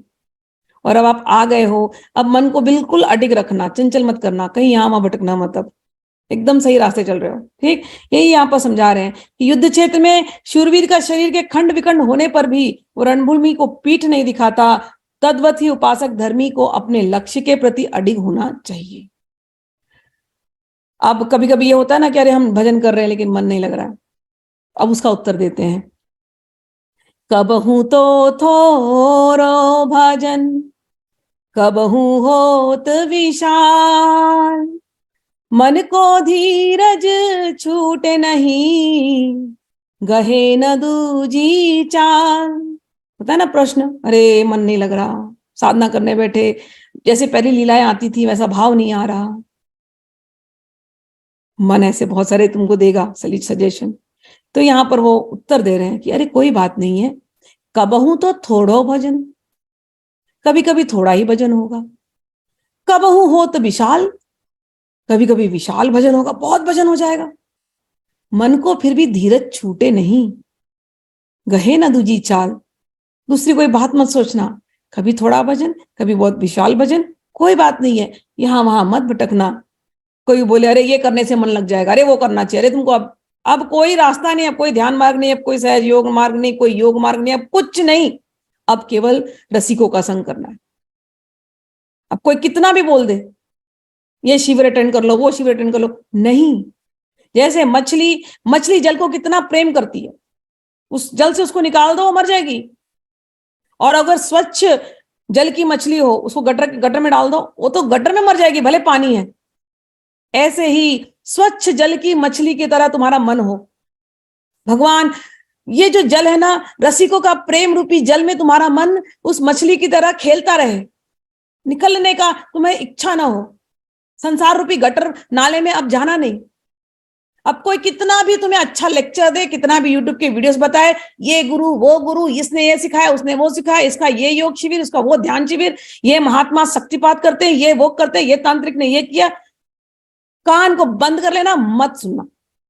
क्योंकि अब आप जिस रास्ते पे आ गए हो ये अंतिम है, ये अंतिम है। बहुत कम लोग हैं जो ये सुन रहे हैं, मैं उनको बोल रही हूं, ये सबके लिए नहीं है ये ज्ञान। गीता से यात्रा शुरू होती है, गीता से यात्रा शुरू करते करते कितने माला जपते जपते जपते, पवित्रीकरण करते करते, भोजन का पवित्रीकरण, मन का पवित्रीकरण, शरीर का पवित्रीकरण करते करते, जब इतना जब एफर्ट भगवान देखते हैं कि इस व्यक्ति ने किया है, आप सबके साधन, मैं तो आपके जीवन में लेट आई हूं, आप सबके साधन का जो जो विटनेस है केवल भगवान है। उन भगवान ने ये प्रेरणा दी आपको, उन भगवान ने इस जगह पर ला करके बिठाया। वो भगवान आपको बहुत प्रेम देना चाहते हैं।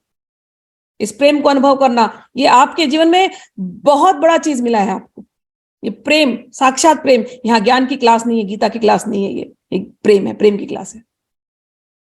तो अब भटकना मत, अब मत भटकना, भगवान को की तरफ पूर्ण समर्पण। ठीक, यदि परिस्थितिवश कभी भजन कम हो, कभी अधिक हो जाए, तो भी धैर्य नहीं छोड़ना चाहिए, एवं भजन की विधा में परिवर्तन करने की भी आवश्यकता नहीं, कोई विधि परिवर्तन नहीं करना। यदि उपासक के चित्त को प्रेम ने स्पर्श तक नहीं किया, तो नाना आचार विचार, स्पर्श, संयम, व्रत, नियम और भजन के विधि विधानों में बिंधे रहने से क्या लाभ होगा। अर्थात प्रेमानुभव के अभाव में सारे कर्म विधान विडंबना मात्र है। लक्ष्य जो आप कर रहे हो, साधन, भजन, व्रत, नियम, अनुष्ठान, पुरस्चरण, क्या क्या कर रहे हो, लक्ष्य क्या है तुम्हारा। हाँ भाई, इच्छा पूर्ति के लिए कर रहे हो तो बात अलग है। अगर भगवान की प्रेमा भक्ति के लिए कर रहे हो और वो अब तुम यहां आ गए हो ना, वो आपकी इच्छा पूर्ति का अब समय आ गया, भगवान की प्रेमा भक्ति का समय आ गया। वही वो सिखा रहे हैं, कहाँ आचार अपरस, कहाँ संयम व्रत ने, कहाँ भजन विधि सो विधियो, जो नहीं परसियो प्रेम। कहाँ आचार, कहाँ स्पर्श अपवर्श, बोलते ना शुद्धि, मुझे स्पर्श मत करो, शुद्धि अशुद्धि, कहाँ स्पर्श, कहाँ शुद्धि अशुद्धि, कहाँ आचार आचरण, ऐसा होगा तो ही भगवान मिलेंगे, ऐसा आचरण करोगे तो ही भगवान मिलेंगे, कहाँ में फंसे हो, ऐसा संयम तुम्हारे अंदर होगा तो ही भगवान मिलेंगे, ऐसा व्रत नियम करोगे तो ही भी भगवान मिलेंगे। आप सब कर रहे हो, लेकिन अगर हृदय में प्रेम नहीं प्रकट हुआ तो क्या फायदा। लेकिन अगर हृदय में प्रेम प्रकट हो गया तो बाकी के कुछ छूट गए, कोई बात नहीं। किसी किसी के हृदय में सहज प्रेम होता है और किसी किसी को इतने लंबे मेथड से जाना पड़ता है। तो कोई लोग मुझे ऐसे भी मिले सहज प्रेमी भगवान के, उनका मन कभी कंफ्यूज ही नहीं हुआ, सहज प्रेमी, पिछले जन्मों में कर लिया होगा उन्होंने। और कई प्रेमी मुझे ऐसे मिले जो कई विधि विधान कर्म कांड करते करते करते करते करते करते इस स्थिति पर पहुंचे। समझ में आया? तो जो आप कर रहे थे अभी तक, उसका लक्ष्य होना चाहिए प्रेमा भक्ति की प्राप्ति। और एक बार जब ये मिल गया तो आपका लक्ष्य अब सिद्ध हो रहा है। भजन न करे निमित्त ले, परे सहज रस ढार। वाह वाह वाह। जैसे रोकी रुकत नहीं, प्रबल नदी की धार। प्रेम रसिक उपासक को नैमित्तिक भजन नहीं करना चाहिए। नैमित्तिक भजन मतलब भजन कर रहे हैं भगवान, भजन से भगवान हमारी इच्छा पूरी कर दो। मैंने कहा ना, ये जब आ गए हो हाईएस्ट पे, यहाँ कोई संसारिक इच्छा है नहीं, अब वही व्यक्ति यहाँ टिक सकता है। संसार की इच्छा है तो जाओ अपने व्रत अनुष्ठान पुरुषण पे चले जाओ पीछे वापस। यहाँ आने के बाद कोई नैमित्तिक पूजा नहीं। हम भगवान से प्रेम करते हैं, श्यामा श्याम से प्रेम करते हैं, उनकी सेवा में रहना है। इसके अतिरिक्त कोई मन में कामना नहीं, कोई निमित्त के लिए हम ये रस उपासना नहीं कर रहे। समझ में आया? अहेतुकी अप्रतिहता भक्ति, ये प्रेमा भक्ति, ये रस उपासना है जो श्रीमद् भागवत में बताते हैं सुखदेव जी। भक्ति कैसी होनी चाहिए? जैसे वेगवती सरिता का अखंड प्रवाह नाना प्रयत्नों के पश्चात भी अवरुद्ध नहीं किया जा सकता। इतनी भक्ति हो, इतनी भक्ति हो, जैसे कोई नदी जाकर के समुद्र में मिलती ही मिलती है, तो भगवान आपको मिलेंगे ही मिलेंगे। गंगोत्री से चल करके जाके कपिल कलकत्ता में आके गंगा सागर में मिलती है।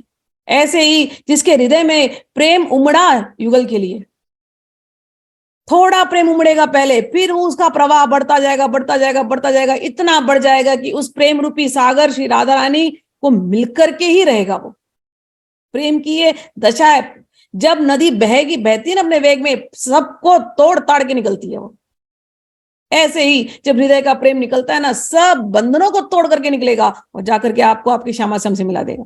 निश्चित मिलाएगा, निश्चित, कोई डाउट ही नहीं है इसमें। असंशय, भगवान बार बार बोलते हैं ना, असंशय है, एकदम बिल्कुल निश्चित, मान लेना इस बात। अब प्रेम भक्ति के उपासक का स्वरूप क्या है? भक्त नए सो छाहिए, मन धीरज छुटी जाई, सुख पाए फूले अधिक, दुख पाए बिललाई।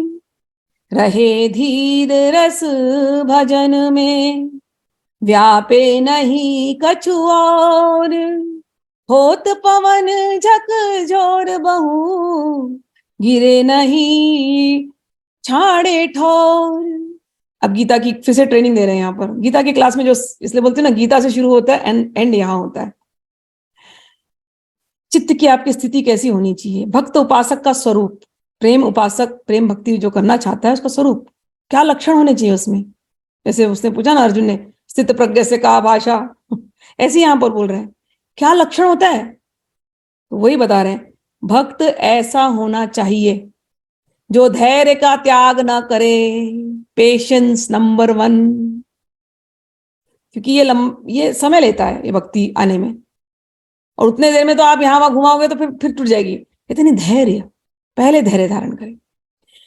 सुख की प्राप्ति से अधिक प्रसन्न न हो जाओ। कई बार लोग बोलते हैं अरे हमने तो भगवान की भक्ति करी, अभी हमारी तो नौकरी लग गई, हमारे को तो लॉटरी लग गई, हमारे को ये लग गई वो लग गई, हम भगवान की भक्ति कर रहे थे ना इसलिए हमारा काम हो गया। नहीं नहीं, यहाँ पर वो काम वाली बात नहीं होती भाई। हम भगवान की भक्ति प्रेम के लिए कर रहे हैं। कुछ हो रहा है नहीं हो रहा है, वो तो होना ही है जो होना है। ऐसी भक्ति को आप किसी गेन के साथ लिंक नहीं करेंगे। अच्छा क्या फायदा ये भक्ति कर करके, हमें तो लॉस ही लॉस हो रहा है। भैया आप इसके अभी कैंडिडेट नहीं हो, प्लीज आप जाकर के अपने बाकी अन्य देवी देवताओं को पूजो जो आपकी इच्छा पूरी करे। यहां पर मत आओ, ये रसोपासना है, यहाँ तो तन मन प्राण न्यौछावर करने की है, यहां पर नहीं आपकी जगह। तो भक्त ऐसा होता है जिसने गीता का ज्ञान लिया और ऐसी मन की स्थिति बनाई जो यहाँ पर ये बता रहे हैं। सेम भगवान गीता में कहते हैं, सुख में ज्यादा हर्षित नहीं होना, दुख में ज्यादा दुखी नहीं होना। तो यहाँ पर भी वही बोल रहे हैं कि दुख मिलने पर विकल ना हो जाओ और सुख में बहुत प्रसन्न ना हो जाओ। अन्यान प्रभाव से प्रभावित न होकर अपने रसमय भजन में जो धैर्य पूर्वक तत्पर रहे वही भक्त है। यहां वहां मन ना जाए, धैर्य से जो आप साधन कर रहे हो, जो मंत्र कर रहे हो गुरु प्रदत्त, और जो आप भजन में जो चिंतन कर रहे हो, धैर्य पूर्वक करो। यहां वहां कंफ्यूज मत होना। जीवन में उथल पुथल आएंगे, नहीं कंफ्यूज, ये आने हैं, आएंगे जाएंगे, बस भगवान का भजन आप में चलता है। और कह रहे हैं यत कि धैर्य पूर्वक तत्पर रहे वही भक्त है, यथा वायु के भयंकर झंझावात से भी पर्वत अपना स्थान नहीं छोड़ता। शूरवीर वास्तव में वही है जो प्राणांत पर्यंत रणभूमि का त्याग नहीं करता। अब एग्जाम्पल दे रहे हैं, शूरवीर बनो। इस प्रकार धर्मी को भी अपने लक्ष्य रसमय भजन के प्रति दृढ़ निष्ठावान होना चाहिए। एकदम शूरवीर फाइटर की जैसे लड़ो और अपने भजन को मत छोड़ना।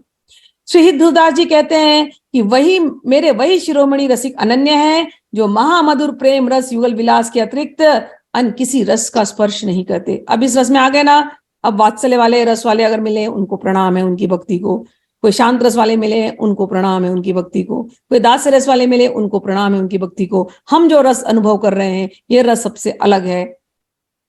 अब किसी और रस का स्पर्श करने की इच्छा भी नहीं, जाना भी नहीं।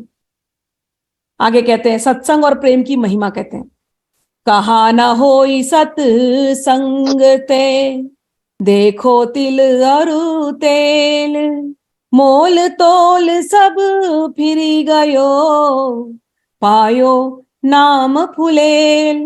कहते हैं सत्संग से क्या नहीं हो सकता, सत्संग के प्रभाव से क्या संभव नहीं है। तिल और तेल का उदाहरण ले लो, दोनों को संयोग, तिल और तेल दोनों का संयोग होने पर उनके मोल तोल दोनों ही परिवर्तित हो जाते हैं। उनकी संज्ञा फुलेल हो गई, अर्थात उनके गुण धर्म एवं प्रभाव बदल गए। मतलब तिल और तिल के अंदर का तेल है ना, दोनों एक साथ ही है।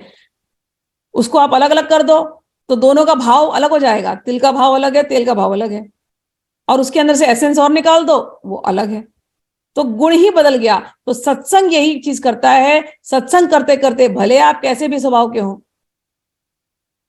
आप अभी तिल तिल तिल जैसे आपका मन है, आपका मन ना उसमें भक्ति बिल्कुल नहीं है, लेकिन आपको भक्ति रूपी तेल में डाल दिया जाए आपका स्वभाव बदल जाएगा, आप वो ओरिजिनल वाले नहीं रह जाओगे। तो ऐसे ही है, अब आप तिल के सारे गुण लेकर के बाहर निकलोगे, तेल के गुण लेकर के बाहर निकलोगे। तो भक्ति ऐसे ही है। और धर्म साधन भजन फीके बिन अनुराग, जैसे बागो बनत नहीं जो न होई सिर पाग।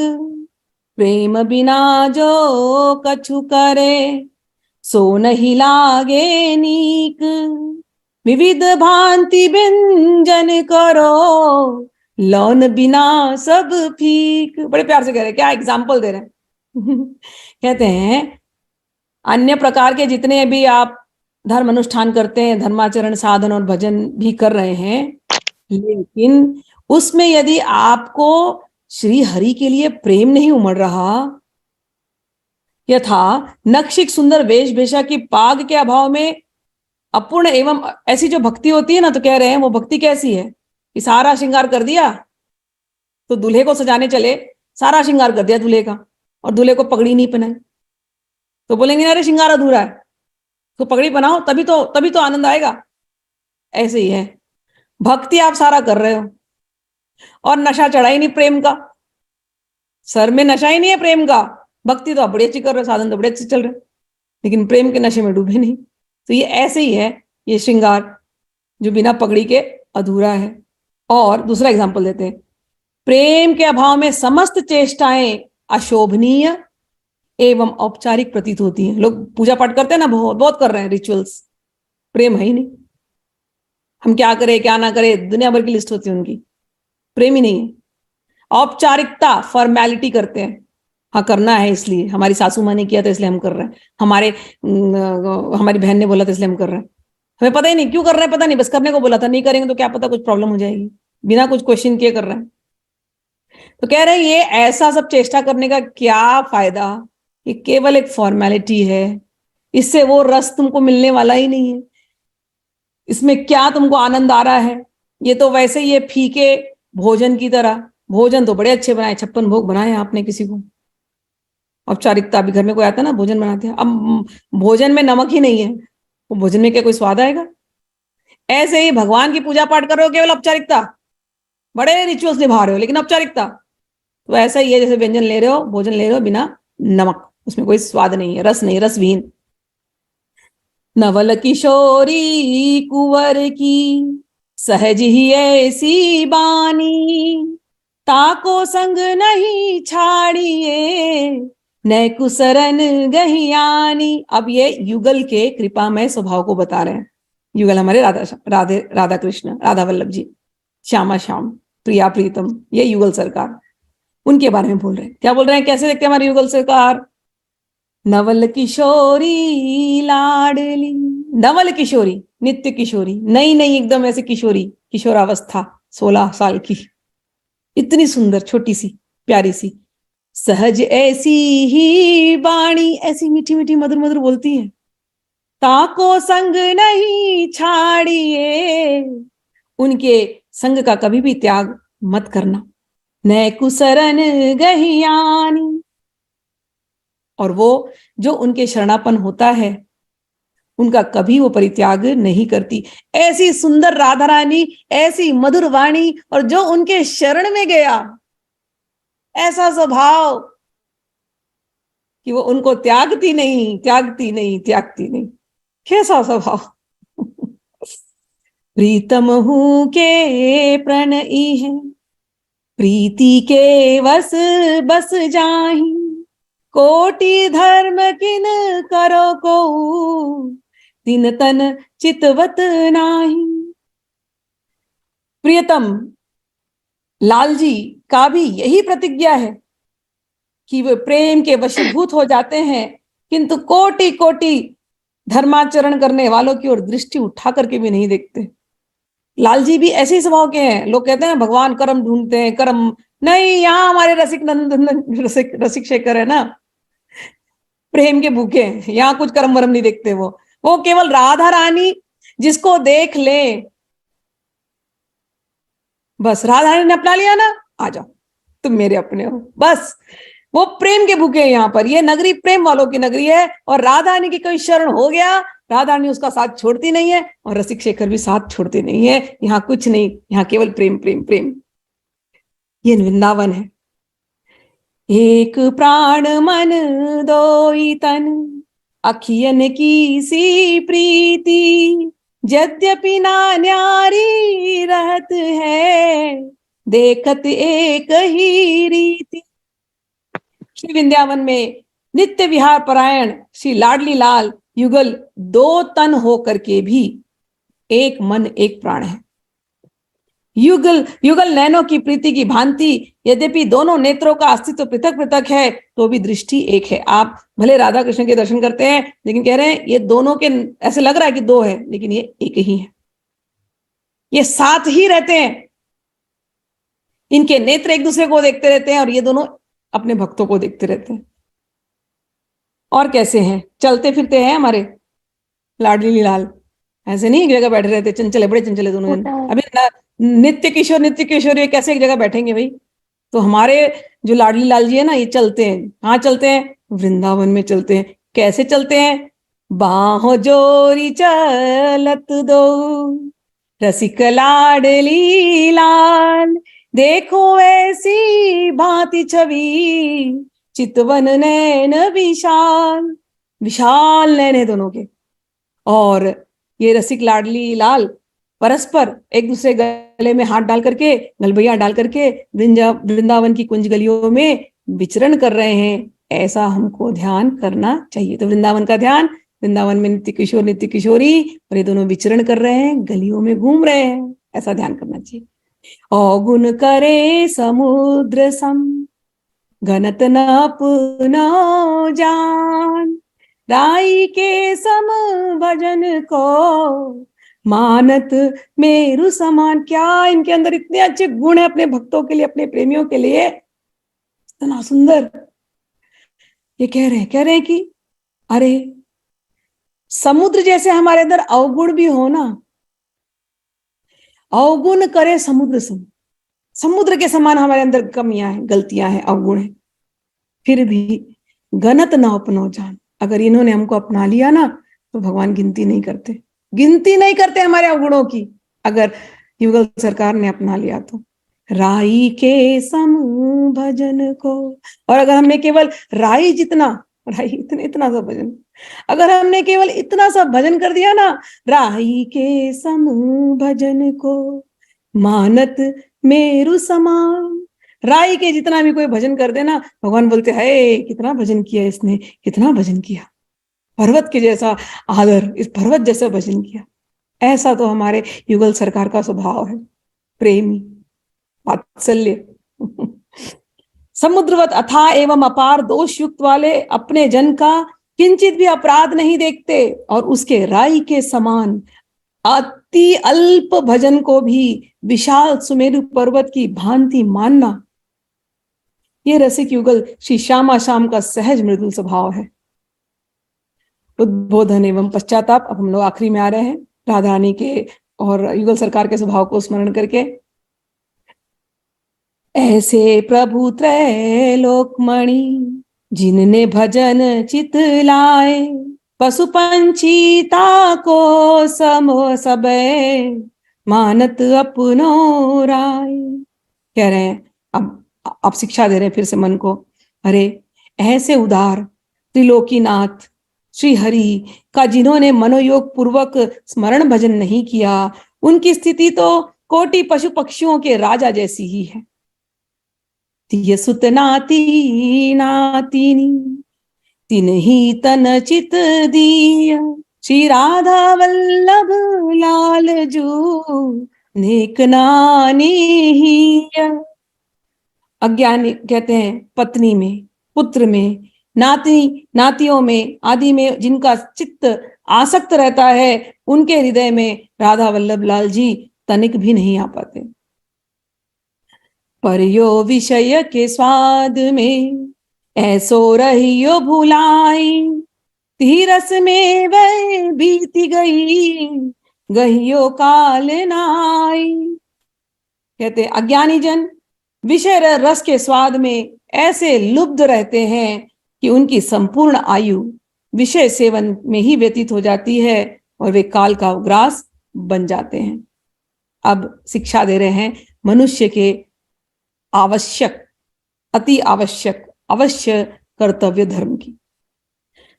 अद्भुत जुगल बिहार को जिनके रहे विचार, सुन ध्रुवी तन तिन की चरण रज ले ले सिर पर धाम।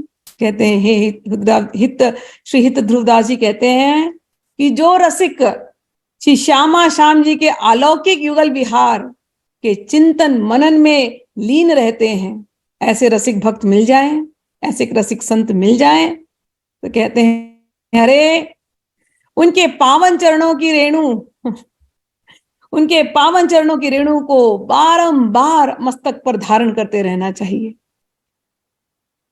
मन शिक्षा से कहे ध्रुव दोहा 60 रुचारी, जुगल चंद अरविंद पद पल पल प्रति ही संहारी, हरिजस जत हरिजस सुनत ना पुलक तन, धरियो नयन नीर, पाठ सब भजन सब यो भये, जैसे पढ़त है कीर। अब कहते हैं कि अब एंड कर दिया, ये आखिरी श्लोक, आखिरी पद हमने पढ़ा। इस प्रकार ध्रुवदास जी कहते हैं कि मैंने इस मन शिक्षा नामक मन शिक्षा नामक इस अध्याय में 64 दोहे कहे हैं, जिनका एक ही तात्पर्य है, क्या कि युगल चंद श्री प्रिया प्रियतम के चरण कमलों में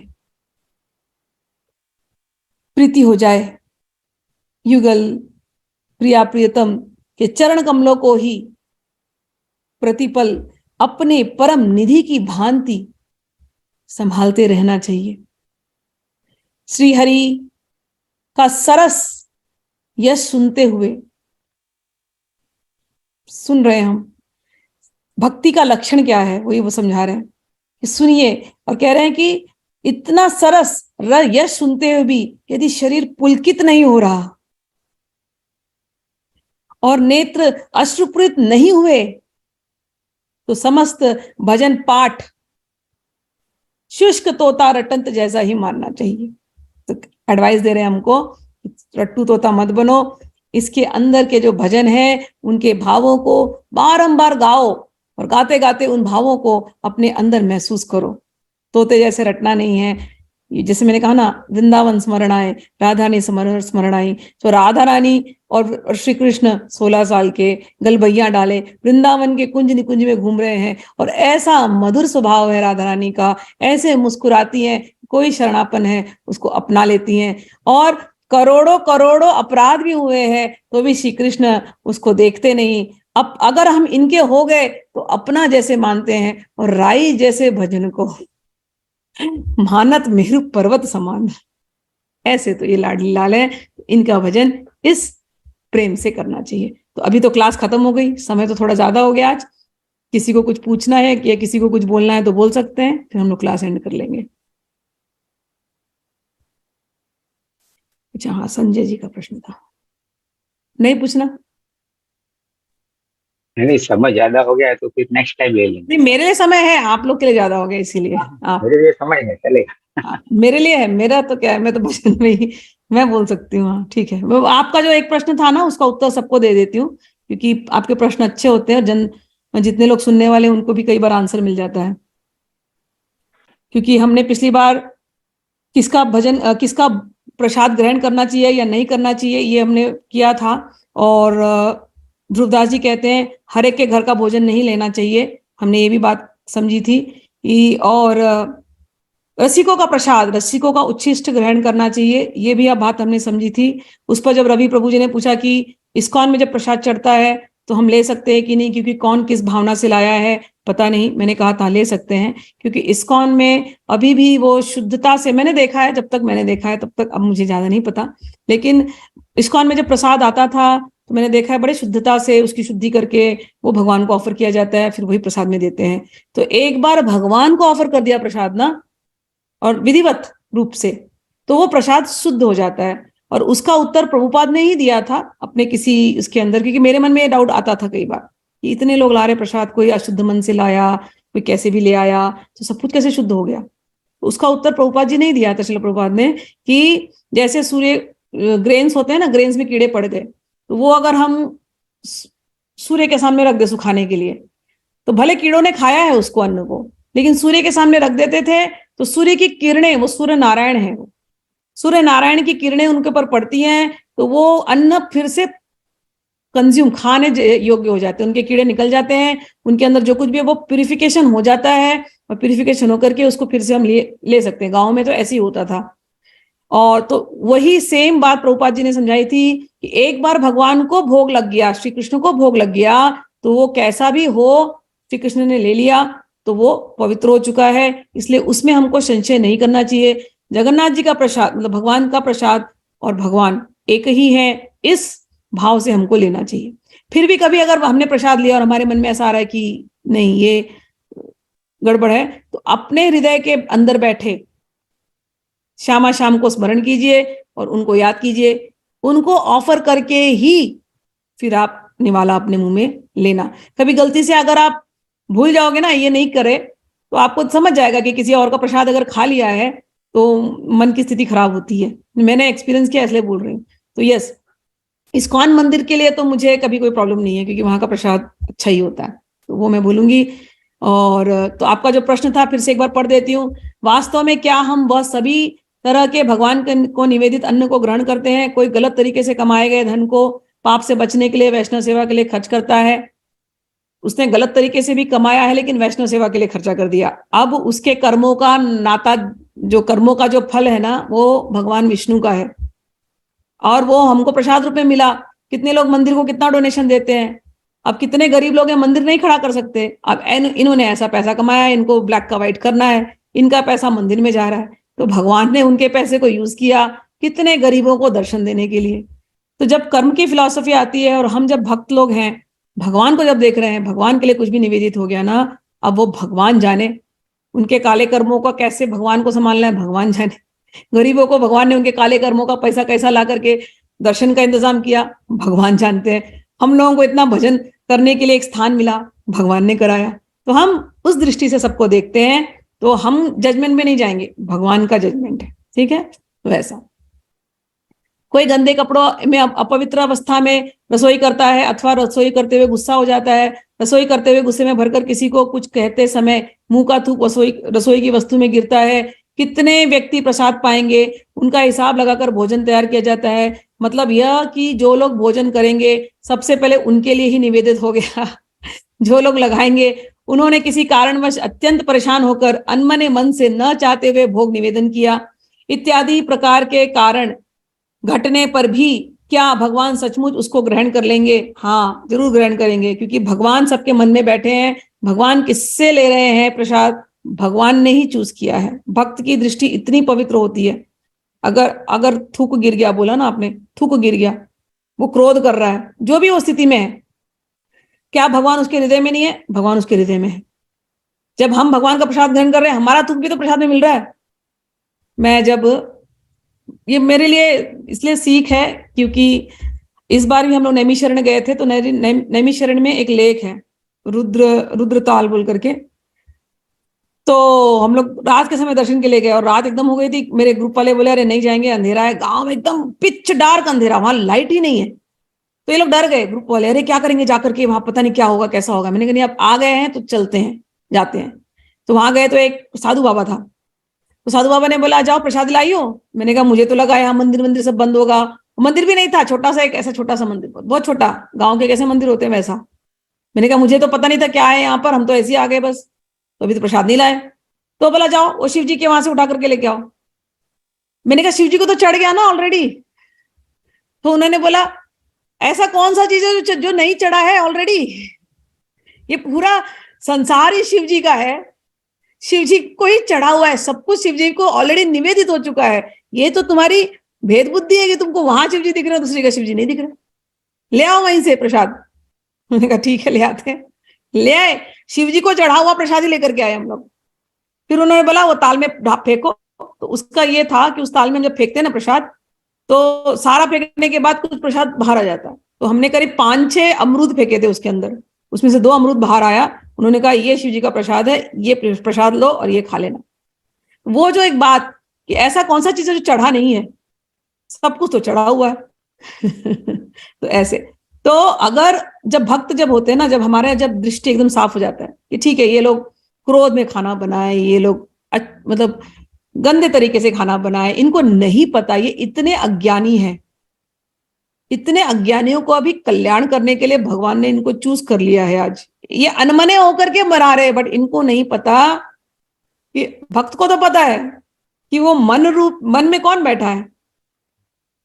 भगवान गीता में कहते हैं ना इंद्रियों में मैं मन हूं, और उनकी इंद्रियों में कौन बैठा है?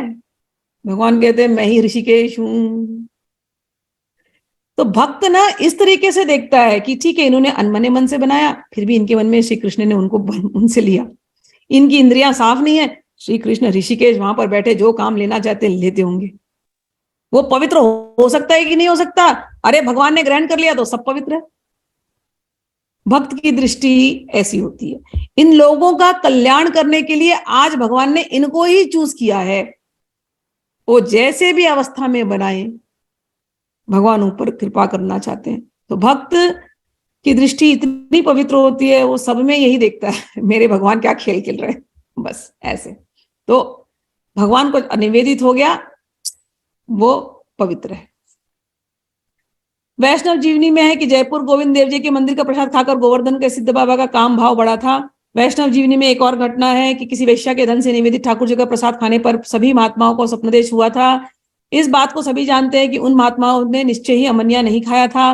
प्रसाद किस प्रकार ग्रहण करना होगा, प्रसाद की स्तुति, वंदना, प्रणाम इत्यादि का अत्यंत श्रद्धा के साथ बिल्कुल थोड़ा सा ग्रहण करना चाहिए। इस प्रकार ग्रहण करने पर कोई दोष नहीं रहता। प्रसाद का मतलब भरपेट भोजन नहीं, प्रसाद मिला और जीभ की लालसा में पेट भरकर खा लिया तो प्रसाद ग्रहण करने के लिए हमेशा सतर्क, बिल्कुल प्रसाद ग्रहण करने के लिए हमेशा सतर्क रहना चाहिए। कई बार प्रसाद आता है तो लोग भुक्कड़ की तरह खाते हैं, लालचियों की तरह खाते भी हैं, फिर भर भर के लेकर के भी जाते हैं। ना ना, ये एटीट्यूड नहीं होना चाहिए। प्रसाद है, प्रसाद की तरह ग्रहण करना चाहिए।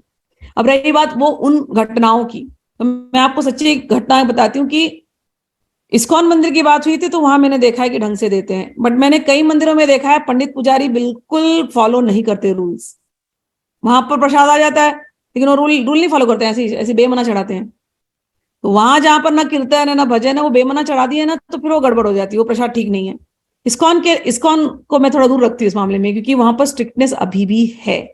आई और वहां के बहुत कोशिश करते हैं उसको प्योरिटी को रखने का वो लोग।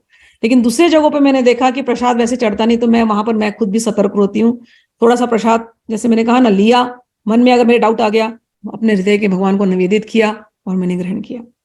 और साधु संतों की ये जो बात है मैंने रियल में सुनी है, साधु के मुख से सुनी है, कि वो अपने एक गुरु थे, वो अपने संतों के साथ गए, अपने मतलब भक्तों के साथ गए थे कहीं पर। तो उस घर की स्त्री ठीक कंडीशन में नहीं थी और उसने भोजन बना दिया, और उसने बोला हाँ हाँ ठाकुर जी को हमने चढ़ा दिया, भोग लगा दिया। बट स्त्रियां कभी कभी वो जैसे लगाना चाहिए नहीं लगाती हैं, कुछ एक आध दो आइटम में मिस हो गया, और कई बार चख चख लेती हैं पहले ही उनको रूल्स नहीं पता। तो ये रूल्स थोड़े मतलब वो शुद्धिकरण वाला रूल्स उन्होंने फॉलो नहीं किया, चढ़ा तो दिया था लेकिन उन्होंने ठीक से चढ़ाया नहीं था, उनको पता ही नहीं, कभी किया ही नहीं, क्योंकि यहाँ संत महात्मा बोल रहे अर्पित करो, तो उन्होंने कर दिया। अब कुछ संत महात्माओं ने खा लिया, तो उनको रात्रि को स्वप्न गलत गलत आए, तो सुबह उठ करके बुलाया गुरुदेव ने, उनके महंत ने, कि मुझे भी गलत सपने आए थे, आप लोगों को भी आए? तो उन्होंने कहा हाँ गलत सपने आए थे। तो क्यों गलत सपने आए थे? तो वो जाकर के फिर पता लगाया कि क्या हालत थी। हाँ, कुछ उसने चढ़ाए थे, कुछ उसने ऑफर नहीं किए थे, कुछ ने ऐसे वैसे कर दिए थे, क्योंकि लोगों को रूल्स नहीं पता।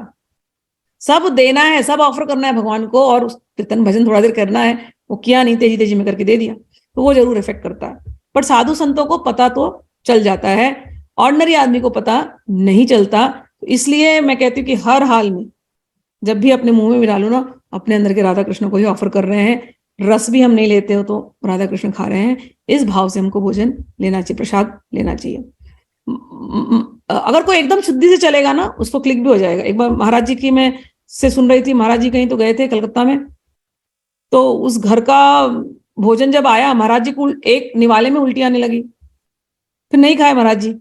फिर महाराज जी को लगा कुछ गड़बड़ है, तभी मैं नहीं खा पा रहा हूँ, ऐसे तो कैसे हो सकता है? तो उसको बुलाया, उस व्यक्ति को पूछा कि आप क्या काम करते हैं, क्योंकि उसी ने प्रोग्राम करा था, मेजर डोनर था वो। आप क्या काम करते हैं? बोला मेरी शराब की दुकान है, शराब का ठेका है। तो महाराज जी समझ गए नहीं खा सकता इसके घर का। तो कोई लोग क्योंकि महाराज जी की शुद्धि की लेवल बहुत हाई है, वो तो जहां जाते हैं वहां पर भी उनके ही पथमेड़ा का ही वो देसी घी आना चाहिए उसी में खाना बनता है, उसी में भगवान को निवेदित होता है। इतनी शुद्धि की लेवल है, तो उनको तो इतना सा अशुद्ध मिल जाए तो नहीं सहन कर पाएंगे। तो यस, थोड़ा सा केयरफुल होना पड़ता है। और जो संत महात्मा होते हैं उनको पता चल जाता है कि कहाँ गड़बड़ हो गई है, वो अपना ख्याल करते हैं, या उनको भगवान खाने ही नहीं देते, ऐसा भी होता है। ठीक है ना? तो यही इसके आंसर है। आपको आई थिंक समाधान मिला, आपको उत्तर? ठीक है।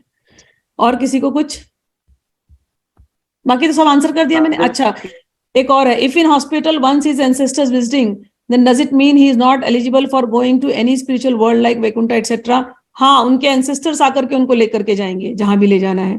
अभी वो इतने परिपक्व नहीं हुए हैं, फिर भी किसी भी प्रकार से अगर भगवान का नाम उनको याद आ गया तो भगवान इंतजाम कर सकते हैं। लेकिन अगर एंसेस्टर दिखते हैं बहुत ज्यादा, तो वो पितृलोकों में ही जाने वाले हैं जहां उनके एंसेस्टर्स हैं। ठीक है, उनका उनसे लगाव है, तो वो उनको वहां ले जाएंगे। ठीक, और कुछ? बहुत अच्छा लगा माँ, बहुत आनंद आया। Wonderful thank you wonderful. So much माँ। हाँ, कौन पूछ रहा? हाँ, मंजू? एक मिनट, कौन? अच्छा, मंजू पूछ रहे ना? नहीं नहीं माँ। अच्छा, और कोई? ठीक है, और कोई पूछ रहा है?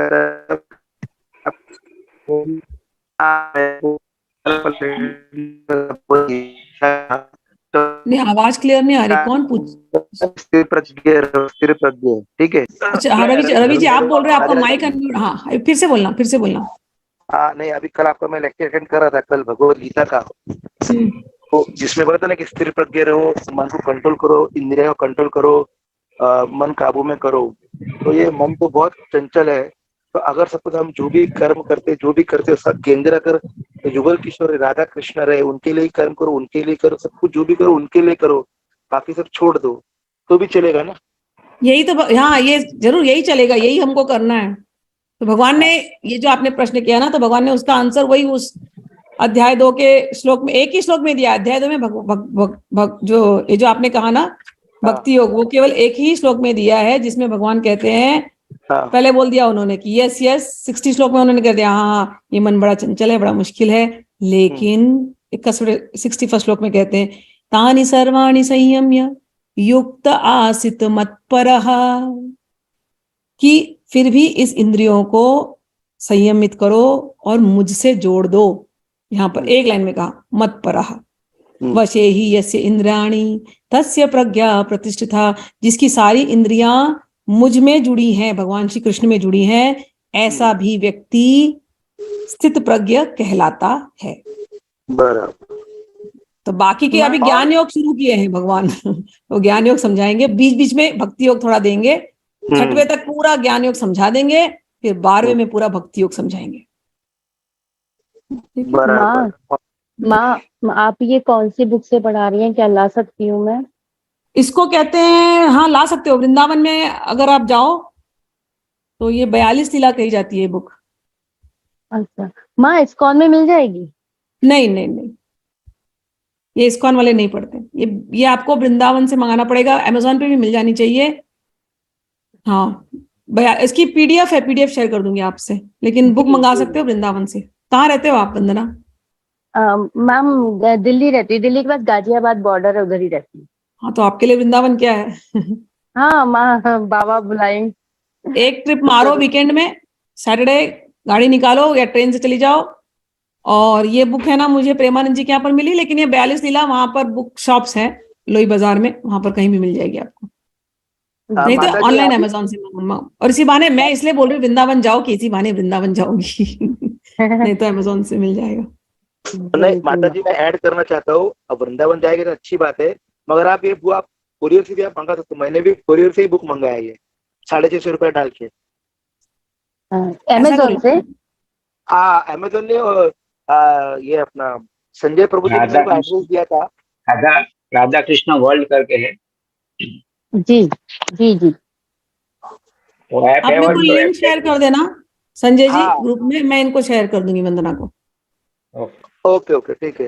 और ठीक है, राधे मुझे भी शेयर कर दीजिएगा। हाँ अपन जो सत्संग जो करते हैं, आपने बताया जैसे ध्रुव 22 लीला है, श्रीमद् भागवत में भगवत गीता है, गोपी गीत है, राधा चालीसा है, तो ये भी तो सत्संग ही है ना, ये भी तो हमारा सत्संग होते रहता है ना हमारा। यस यस यस यस, ये सब माँ आपके कभी गोपी आध्यात्मिक गीत सुनाइए, माँ कभी गोपी गीत समझाइए, गोपी गीत।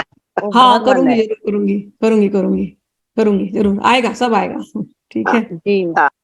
राधे राधे राधे राधे राधे राधे राधे माँ, राधे राधे, राधे राधे राधे राधे।